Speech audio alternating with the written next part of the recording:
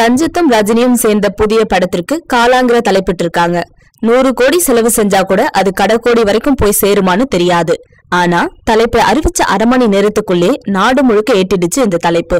அதுக்கு பொருத்தமா ரஜினியின் சூப்பர் ஸ்டார் ஸ்டைல் புகைப்பட டிசைனும் அன்னைக்கு மாலையிலே வெளியிடப்பட்ட போஸ்டர் உலகம் முழுக்க இருக்கிற ரஜினி ரசிகர்களை ஆஹா ஓஹோன்னு குசிப்படுத்திடுச்சு. இந்த சந்தோஷ சாரலுக்கு தடுப்பணையை கட்டிட்டாரு ஒரு தயாரிப்பாளர். பல வருஷமாவே சினிமா இயக்குநர்களையும் தயாரிப்பாளர்களையும் பாடாப்படுத்திட்டு வர தலைப்பு குழப்பம் இந்த காலா படத்துக்கும் ஏற்பட்டிருக்கு. சினிமாவில தலைப்புகளை பதிவு செய்ய 3 அமைப்பு இருக்கு. அதுல ஒண்ணுதான் கில்டுங்கிற அமைப்பு. மிக மிக சொற்ப தொகையில இங்க பதிவு செய்து தலைப்பையும் பதிவு செய்துக்கிற வசதி இருக்கிறதால பெருமாள் கோயில்ல சுண்டல் வாங்குற மாதிரி கூட்டம் கூட்டமா சேர்ந்திருக்காங்க கில்டு உறுப்பினர்கள். அப்படி ஒரு தயாரிப்பாளர்கள் தான் இந்த காலா தலைப்பையும் அங்க பதிவு செஞ்சு வச்சிருக்காங்க.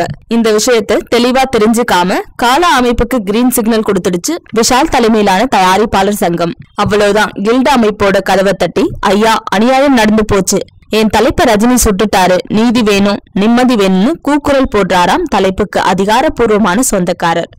நியாயமா அவருக்கு என்ன வேணும் எப்படி வேணுங்கிற பஞ்சாயத்து அடுத்துதான் ஆரம்பிக்கும்.